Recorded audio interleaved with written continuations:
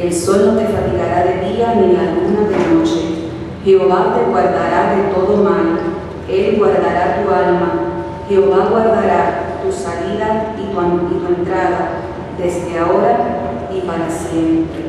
Mientras cantamos los que confían en Jehová, aquellos que tienen esa confianza en el Señor, aquellos que saben que Dios es su guardador, aquellos que tienen una preocupación, alguna petición especial, van pasando a la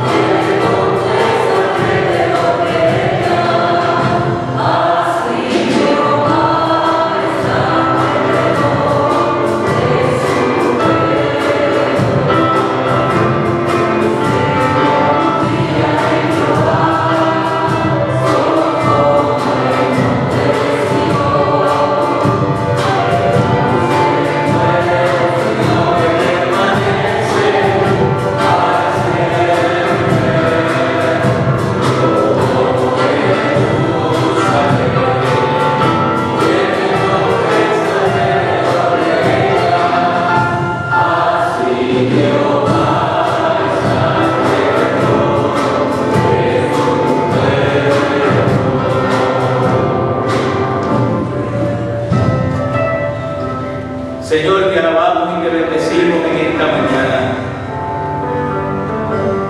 Te alabamos, Señor, porque eres tú el Dios que nos llamas y que nos invitas a acercarnos confiadamente a ti. Te alabamos porque tu Hijo Jesucristo ha abierto un acceso, un camino libre hacia ti para ir en oración, para ir en intercesión, en plegaria delante de ti. Te alabamos, Señor amado, porque tú estás cerca de nuestra vida, cerca de nuestra realidad, cerca de nuestras inquietudes, cerca de nuestras necesidades. Te alabamos, Señor, porque tú nos amas con amor profundo y porque tu misericordia, dice el salmista, que es desde la eternidad y hasta la eternidad. Por eso, Señor, en esta mañana venimos confiadamente con nuestra vida, confiadamente con nuestro ser interior y nuestra mente, con nuestra realidad tal cual es y tal como estamos, delante de tu presencia, implorándote y pidiéndote, Señor, por cada una de nuestras necesidades, trayendo delante de ti, Señor, con el corazón en la mano nuestras peticiones, sabiendo, Señor, que sobre toda realidad tú tienes todo el poder, sabiendo, Señor, que el tiempo a ti te pertenece como te pertenece también la vida, nuestra vida, Señor, sabiendo, Dios, que tú sabes suplir cosas buenas a tus hijos y a tus hijas, sabiendo, Señor, que en ti siempre hay provisión para nuestra vida, y sabiendo, Señor amado, que frente a ti nunca estamos desamparados y olvidadas, que frente a ti, Señor amado, siempre podemos revisar y ver el rostro y la imagen de un Dios que nos recibe con amor y que responde a nuestra necesidad también con amor. En tus manos, Señor, está nuestra vida, la vida de mis hermanos y hermanas que están frente al altar, la vida de cada uno de nosotros, Señor. Lo imploramos y lo pedimos en el nombre de Dios Jesucristo. Amén.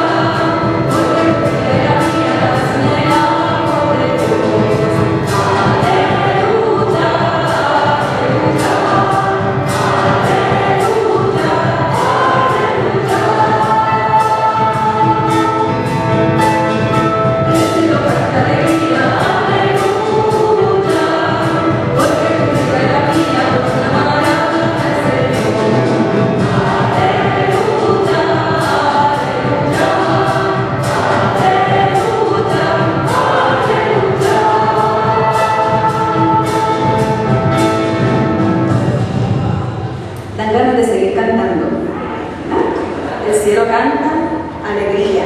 Aleluya, aleluya a nuestro Señor. La lectura bíblica se encuentra en 1 de Juan 3, los versos de 1 al 10. 1 de Juan 3, versos de 1 al 10. La hermana Malena dará lectura a la misma y hace oración de iluminación.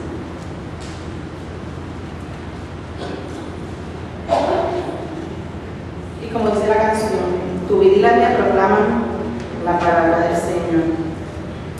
Mirad cuál amor nos ha dado el Padre, para que seamos llamados hijos de Dios. Por esto el mundo no nos conoce, porque no le conoció a Él. Amados, ahora somos hijos de Dios, y aún no se ha manifestado lo que hemos de ser. Pero sabemos que cuando Él se manifieste, seremos semejantes a Él, porque le veremos tal como Él es. Y todo aquel que tiene esta esperanza en Él, se purifica a sí mismo, así como Él es puro. Todo aquel que comete pecado, infringe también la ley, pues el pecado es infracción de la ley. Y sabéis que Él apareció para quitar nuestros pecados, y no hay pecado en Él. Todo aquel que permanece en Él no peca. Todo aquel que peca no le ha visto, ni le ha conocido. Hijitos, nadie os engañe. El que hace justicia es justo, como Él es justo. El que practica el pecado es del diablo, porque el diablo peca desde el principio. Para esto apareció el Hijo de Dios, para deshacer las obras del diablo. Todo aquel que es nacido de Dios no practica el pecado, porque la simiente de Dios permanece en él, y no puede pecar, porque él es nacido de Dios. En esto se manifiestan los hijos de Dios y los hijos del diablo. Todo aquel que no hace justicia y que no ama a su hermano, no es de Dios. Oremos. Amante Señor, ante ti venimos para que tu iluminación llegue a nosotros. Y como nos decías el martes, que todos nuestros canales estén en sintonía con lo que hoy nos quieres decir. Permite que nuestros corazones estén unidos a tus palabras y utiliza a tu siervo para que tu unción fluya a través de él. Amén.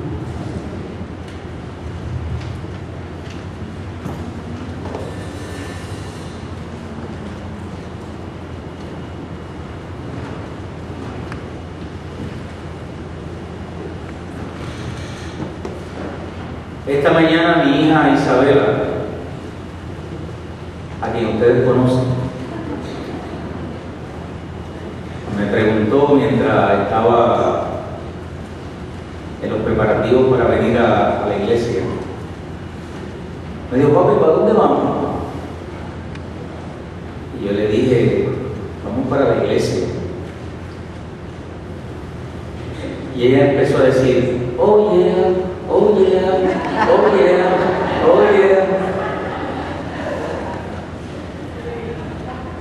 Y yo pensaba dentro de mí, ese espíritu le hace falta a alguna gente, ¿verdad? Cuando se despiertan los domingos en la mañana y es el día de venir a la casa del Señor. Y qué maravilloso sería si viniéramos todos con ese mismo entusiasmo, a pesar de haber jugado 6 juegos de voleibol en el día de ayer y estar un poco adoloridos. Pero qué maravilloso sería si tuviéramos todos esa alegría y ese gozo, y que en nosotros se manifestara lo que dice el salmista: yo me gocé con los que me decían, a la casa del Señor iremos. Y es que la iglesia tiene una gracia especial, maravillosa, que lo que hemos vivido y hemos disfrutado de estar en la vida de la iglesia, hemos bebido, nos hemos nutrido de esa gracia. Porque es que en la iglesia hay vida de comunidad. Y vida de comunidad es vida de estar juntos. Y saber que de alguna manera hay realidades, hay historias, hay experiencias que nos unen unos con otros, que hay un vínculo de afecto que el texto bíblico llama el vínculo perfecto del amor de Dios, que de alguna manera está entre nosotros y nosotras. La vida en comunidad nos da la posibilidad, hermanos y hermanas, de crear esos vínculos que nos permite de manera progresiva ir encontrando esos elementos que nos dan sentido de pertenencia y de identificación del lugar donde estamos. Nosotros nos identificamos con este lugar, nos sentimos que somos parte de este lugar, porque esas experiencias y esos vínculos nos dan ese sentido.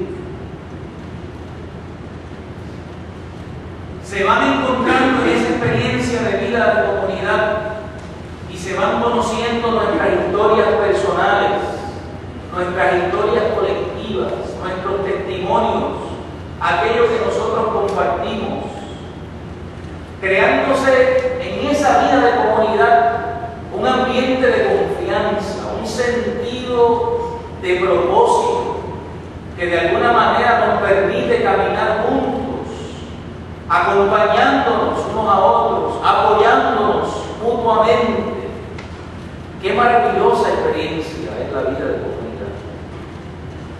Qué maravilloso, como decía y leía Janet en su devocional, qué maravilloso es estar los hermanos y hermanas juntos y juntas en armonía. Y eso va creando un sentido de familia, un sentido de familia en el que nos vamos sintiendo acogidos, valorados y afirmados. Y ha habido gente que en ausencia de su familia física ha desarrollado vínculos de afecto familiar con gente de las comunidades de fe y de la iglesia. En Puerto Rico a mí me parece que hay grandes contradicciones que se manifiestan en cuanto a la vida de comunidad. Aquí parece que hay dos países. Uno que se proyecta por los medios de comunicación, que si uno está todo el tiempo pendiente a ese país, uno nunca saldría de la casa.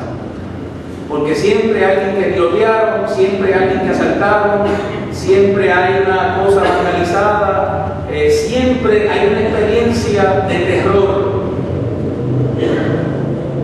Y yo creo que los medios de comunicación, más que informarnos, lo que hacen es que nos aterrorizan. Y eso es un estilo de prensa que tenemos en nuestro país que ciertamente no nos ayuda. Y cuando usted ve ese país y se lo imagina a través de los medios de comunicación, usted piensa que en la calle la gente se está arrancando la cabeza 24 horas al día. Que todo el mundo está peleando, que todo el mundo está chocando, que está tiroteando en todas las esquinas. Pero hay otro país que cuando uno sale, uno va a un lugar a desayunar y a comer, se encuentra gente que le dice con permiso, buenos días, buen provecho. Que cuando uno va a cruzar una avenida, alguien de momento detiene el carro y le da paso en medio de la avenida. Que uno ve en la calle a un carro parado con una goma vacía y ve dos carros que se han detenido para ayudar a la persona a cambiar la goma. Son como dos países totalmente diferentes. Pero ciertamente tenemos manifestaciones de crisis en nuestra vida comunitaria. Y los modelos de convivencia que se proyectan a través de los medios de comunicación y de la radio, de nuestros líderes, a través de todos los años y de todos los partidos y de todos los escenarios, no necesariamente son los mejores modelos de convivencia. Y ni son los mejores modelos de proyección comunitaria tampoco. Por lo tanto, me parece que hay una crisis en esa vida de comunidad. Y cuánto nos hace falta recuperar ese sentido de comunidad ese sentido colectivo de la vida, ese sentido de que todos participamos y somos parte de este lugar que compartimos y en el cual nosotros convivimos. Pero la iglesia que no debe ser un reflejo de esa ausencia de vida comunitaria fuera de la iglesia que no debe ser un espejo de las fracciones, de los fragmentos, de lo dividido que está en nuestra sociedad.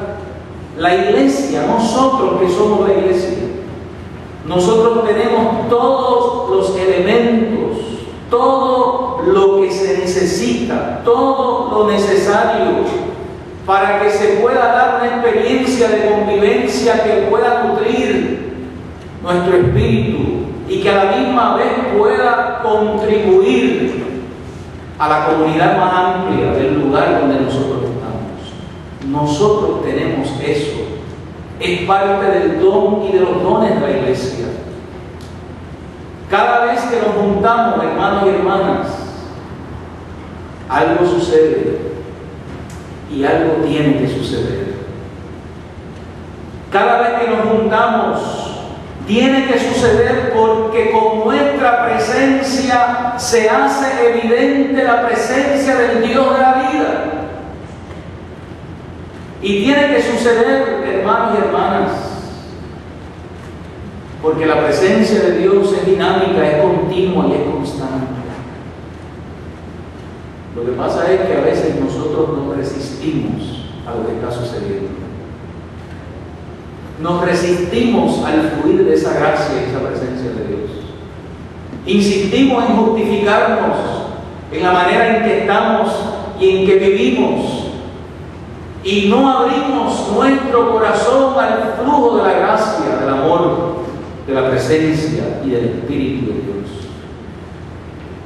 Cuando yo crecía se cantaba un corito que decía que cuando el pueblo del Señor alaba a Dios suceden cosas maravillosas. Cuando el pueblo se reúne en el nombre del Señor suceden cosas.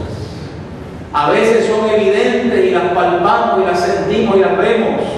A veces son en el silencio del corazón y de la conciencia, pero siempre algo tiene que suceder. Por eso el asunto de la iglesia y de la vida en comunidad no se trata del gusto, no se trata de la preferencia o del ánimo, sino que se trata de una filiación vital y profunda con el Dios de la vida. Se trata de un vínculo vital y profundo con el Dios de la vida. Por eso tampoco la vida de comunidad y de la iglesia va a depender de la situación económica o va a depender de mis circunstancias familiares y personales. Eso definitivamente influye. Sin embargo, recuerda, hermano y hermana, que en la década de los 30, en medio de una depresión económico aterradora, sin cupones y sin plan WIC, en medio de un momento donde la gente literalmente se moría de hambre y de miseria, y donde la gente estaba enferma porque la tuberculosis era una realidad que contagiaba y atacaba la salud, entre otras cosas. En medio de ese tiempo, que la gente tenía más que suficientes razones para no congregarse, para no afirmar la vida de comunidad, para quedarse lamentándose de sus realidades y de la crisis en que vivía el país, recuerde que en medio de eso, la iglesia encontró fuerza y vitalidad en la vida de comunidad. La iglesia encontró fuerza y vitalidad y se fortaleció, quizás más que en ningún otro momento de su historia, y se encaminó en un proyecto de fe, en un proyecto de vida, en un proyecto de esperanza, que ese momento histórico es la base y es el fundamento de la iglesia que tenemos hoy. Y eso pasó en un tiempo de crisis económica, donde la gente no tenía chavo, no tenía comida, pero tenía voluntad y tenía la actitud correcta que hay que tener frente a Dios y frente a la vida, y sobre todo frente a la experiencia de la vida en comunidad. Por lo tanto, hermanos y hermanas, es un asunto de actitud hacia Dios. Y es un asunto de actitud hacia la vida. ¿Y cuál es la actitud que tenemos nosotros hacia Dios? ¿Y cuál es la actitud que tenemos nosotros hacia la vida? Me parece que es importante. Es un asunto de conciencia y es un asunto de compromiso con lo que nosotros somos, hijos e hijas de Dios. Nosotros somos hijos e hijas de Dios. ¿Qué significa para nosotros ser hijos y ser hijas de Dios? ¿Qué aprendemos de Dios como padre, como madre? Un Dios que se manifiesta, que no se encierra en categorías humanas y que la Biblia refleja cualidades de Él como padre de la misma forma que refleja cualidades de Él como madre. ¿Qué aprendemos de Dios? Pues precisamente la carta de Primera de Juan nos ayuda a contestar un poco esa pregunta. Y estos versículos que hemos leído en esta mañana nos ayudan a responder a ello. En primer lugar, podemos decir que como hijos de Dios y como hijas de Dios, tenemos una filiación con Dios, una unión con Dios, una vinculación con Dios que se hace desde el amor y no es exclusivamente para el honor, sino que se hace desde el amor, se hace para el amor y no para el honor. Ese asunto de la filiación, algunos pudiéramos pensar en la palabra el pedigrí, ¿verdad? Con quién estás conectado, con quién estás unido. Pero ese asunto de la filiación en el mundo antiguo, más que en este tiempo, era un asunto bien importante y bien decisivo. Por ejemplo, veamos que en los evangelios las personas eran conocidas por su filiación. Por ejemplo, ¿se acuerda de que a Jesús le decían Jesús, el hijo de José? Simón, el hijo de Jonás. Se hablaba también en los evangelios de los hijos de Zebedeo y así por el estilo. En el Imperio Romano ese asunto de la filiación era también un tema muy importante. Y uno, cuando era reconocido o adoptado como un hijo, eso establecía unos derechos en cargos públicos, en oficios y en otras áreas de la vida pública del pueblo. Por lo tanto, el reclamo que Jesús hace diciendo que es hijo de Dios es un reclamo importante en las afirmaciones que el Evangelio va a hacer y particularmente en el Evangelio de Juan. Por Jesús haber dicho que es el Hijo de Dios, el Evangelio de Juan dice que fue condenado y fue muerto. ¿Y por qué razón? Por haber dicho que es Hijo de Dios. Por la razón de que en los tiempos de Jesús la afirmación de ser hijo de Dios le correspondía exclusivamente al César, al jefe del imperio. Hijo de Dios, hijo de Zeus, hijo de Júpiter, como usted le quisiera poner apellido, pero la única persona que se conocía y se entendía y se afirmaba a sí mismo como hijo de Dios era el emperador. Por lo tanto, que Jesús dijera que Él era el Hijo de Dios, no solamente es una afirmación religiosa fundamental e importante, en ese tiempo era una afirmación política muy peligrosa. Porque lo que estaba diciendo Él es que Él estaba también en el mismo nivel de poder por encima del emperador y del que dirigía el imperio romano.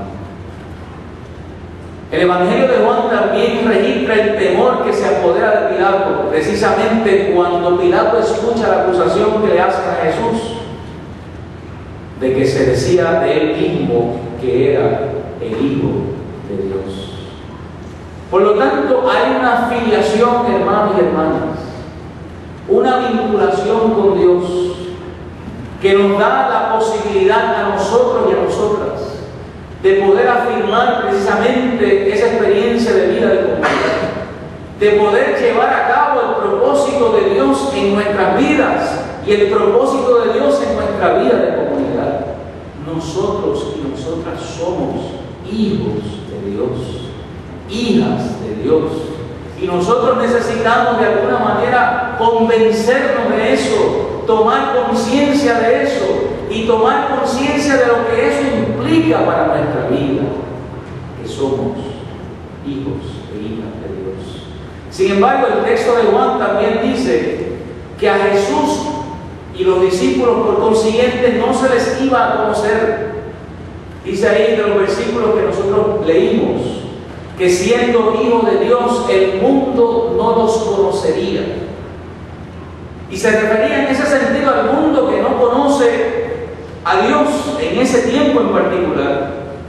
Por lo tanto, el asunto de ser hijo de Dios no es un privilegio que nos da ciertos accesos privilegiados de honor y ciertos accesos privilegiados a Dios. Parece interesante que Juan nos dice, primera de Juan nos dice, que los hijos de Dios son desconocidos.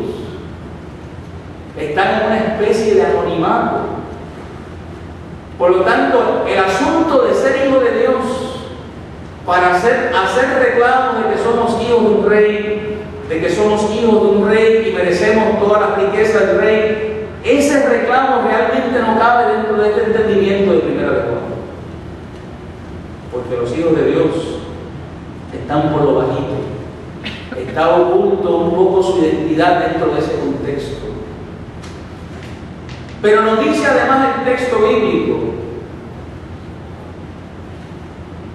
que ese nombramiento que tenemos como hijos e hijas de Dios nos da una filiación, una vinculación en el cual nosotros podemos crecer con un sentido de esperanza. Si miramos ahí el texto bíblico de primera de Juan que acabamos de leer, dice: amados, ahora somos hijos de Dios y aún no se ha manifestado lo que hemos de ser. Pero sabemos que cuando Él se manifieste seremos semejantes a Él, porque lo veremos tal como es. Y todo aquel que tiene esta esperanza en Él se purifica a sí mismo, así como Él es puro. Por lo tanto, ya somos hijos de Dios. Y esa experiencia de ser hijo de Dios es una experiencia que va en crecimiento, que va en desarrollo, que va hacia adelante en el tiempo y en la historia. Porque se va dando en la vida una revelación progresiva de lo que significa y de lo que implica ser hijo de Dios. En otras palabras, hermanos y hermanas, que todo lo que nosotros necesitamos saber sobre lo que significa ser hijo de Dios, no lo sabemos todo de un cantazo, no lo sabemos todo de repente, sino que hay parte de eso que lo vamos descubriendo en nuestra vida y en nuestro tránsito como cristianos y cristianas. Hay parte de eso que lo vamos conociendo y entendiendo en el camino, en la medida en que nos acercamos a ese tiempo futuro donde Jesús finalmente podremos verlo tal y cual es y podremos vernos tal y cual somos. Y por eso pasa como lo que dice el apóstol Pablo, que ahora miramos como por espejo. ¿Se acuerdan de ese texto bíblico? Ahora miramos como por espejo, pero llegará el momento en que veremos y seremos vistos tal y cual es y tal y cual somos. Quiere decir que nosotros estamos encaminados en un camino progresivo de revelación de lo que significa ser hijos e hijas de Dios. Y en la medida en que lo vamos comprendiendo y en la medida en que el tiempo va pasando, en esa medida dice el texto bíblico que nos vamos santificando, purificando, que nos vamos de alguna manera creciendo, que se van ampliando los horizontes de nuestra mente, de nuestra conciencia, de nuestro espíritu y de nuestro corazón. Por lo tanto, esto de la fe cristiana y de ser hijos e hijas de Dios, esto es un proyecto a largo plazo. Esto es un proyecto que toma tiempo. Este es un proyecto en el cual nosotros estamos y estaremos, y nunca se acaba ni se agota esa experiencia de ser hijos e hijas de Dios. tanto, poco a poco, hermanos, paso a paso, sin prisa, pero sin pausa. Y ese hecho nada más de saber que hacia eso vamos como hijos e hijas de Dios es precisamente lo que debe alimentar nuestra esperanza. En otras palabras, si yo conozco mi destino como hijo e hija de Dios, si yo sé hacia dónde va mi vida como hijo e hija de Dios, eso de alguna manera tiene que alimentar mi esperanza. Eso de alguna forma me tiene que ayudar a saber que estoy en un proceso de vida, que estoy caminando con Dios, que Dios está caminando conmigo y con nosotros, y que en ese proceso de caminar vamos comprendiendo, entendiendo y aclarando de qué se trata esto. El problema, hermanos y hermanas, el problema está en lo que sigue a continuación. El problema está cuando nos salimos de ese caminar. El problema está cuando nos queremos quitar de esa experiencia. El problema está cuando queremos entonces orientar nuestra vida en otra dirección.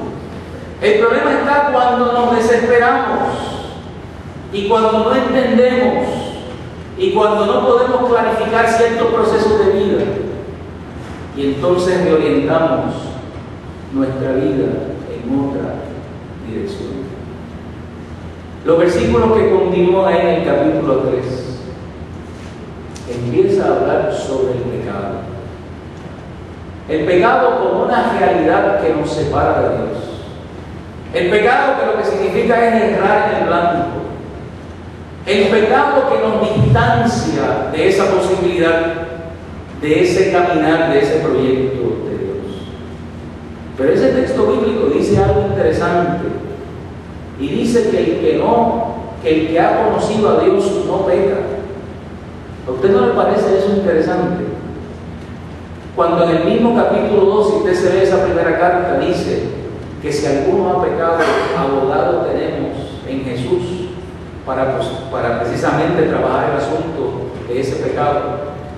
Por lo tanto, quiere decir que posiblemente eso no se refiera a ese acto de pecar que todos como seres humanos en algún momento vamos a cometer. Posiblemente se refiere a otro asunto que quiero traer en esta mañana a su atención. Ese asunto de caminar con Dios para hacer la conexión, ese asunto de purificarnos en Él, parece ser que fuéramos en un proceso ascendente, ¿verdad? Porque uno de alguna manera entiende y comprende que a la medida en que uno se hace más santo o más santa, se va alejando de las garras, ¿verdad?, terribles de este mundo y se va separando, va flotando en otra dimensión. Sin embargo, Primera de Juan nos dice que ser hijos e hijas de Dios tiene un componente y una dimensión ética que es fundamental. Que ser hijo de Dios tiene implicaciones éticas que son fundamentales. Por lo tanto, esos versículos que vienen más adelante no está hablando del acto de pecar como ese acto que todos vamos a cometer porque somos humanos y siempre va a ocurrir. Lo que está haciendo referencia es a que nosotros necesitamos orientar nuestra vida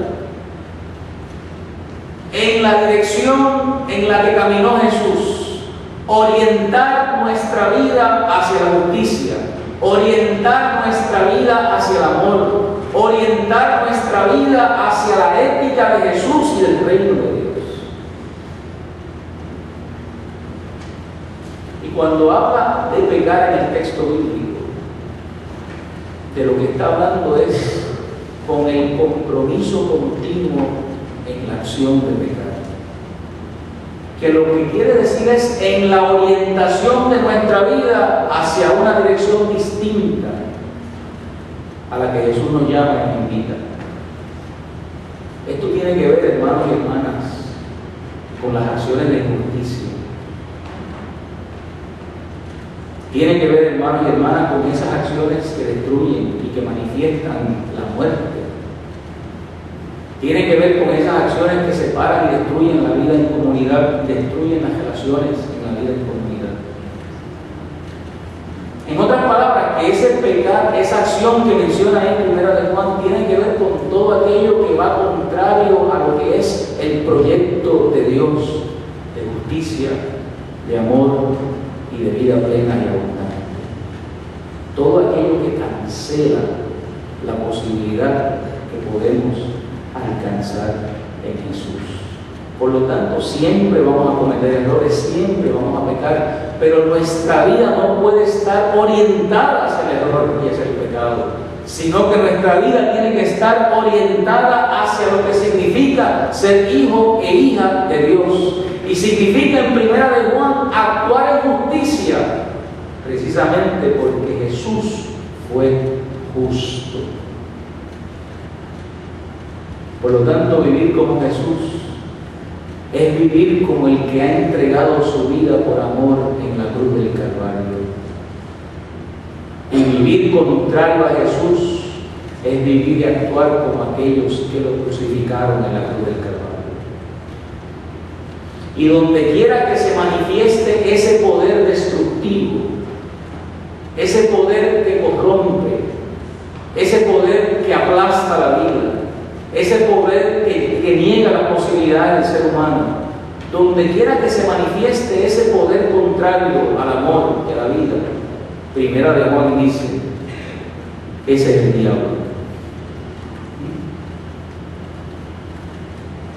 Así que el diablo no anda con un tridente y con el jabo meneándosele por detrás y por los dientes y los colmillos, ¿verdad? Haciéndonos y asustándonos en cada esquina. El diablo son esas fuerzas que destruyen la vida. El diablo es esas fuerzas contrarias al amor. Y por eso va a terminar 1 de Juan diciendo que el que no hace justicia y el que no ama a su hermano y a su hermana no es de Dios. Eso está fuerte. Eso es terrible.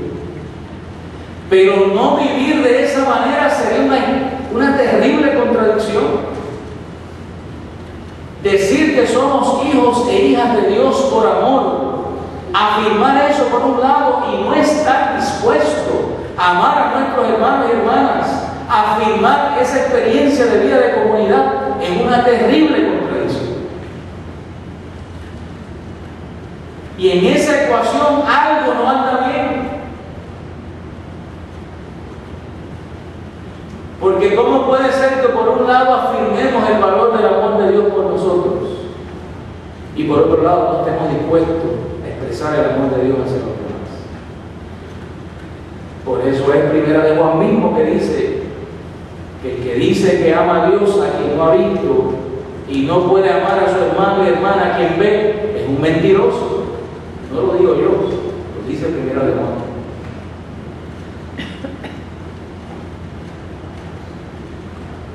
Por lo tanto, hermanos y hermanas,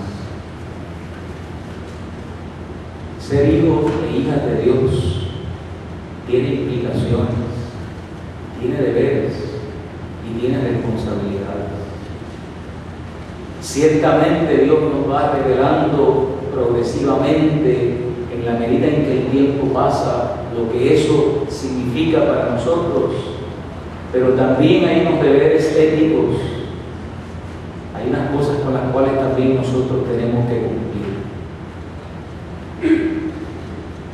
Y de lo que tenemos que cumplir es orientar nuestra vida en la dirección de la justicia, en la dirección del amor. Es orientar nuestra vida como hijos de Dios a ese cumplimiento de su voluntad. Es vivir como Jesús vivió. Es manifestarnos, que en nosotros se manifieste esa vida de Cristo. Y manifestarse es que se haga evidente, que se note, que se palpe, que se vea, que se sienta.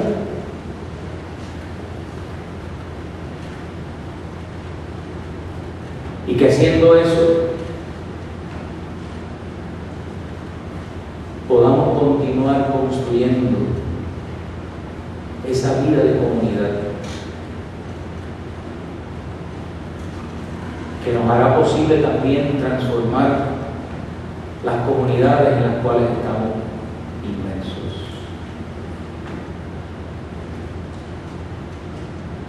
¿Qué significa ser hijo o hija de Dios? Significa hacer la voluntad de Dios. Significa amar la familia de Dios.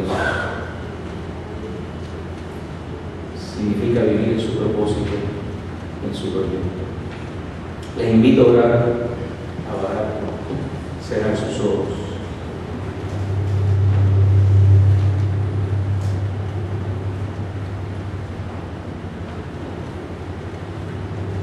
Señor, en esta mañana, frente a tu palabra y frente a tu presencia,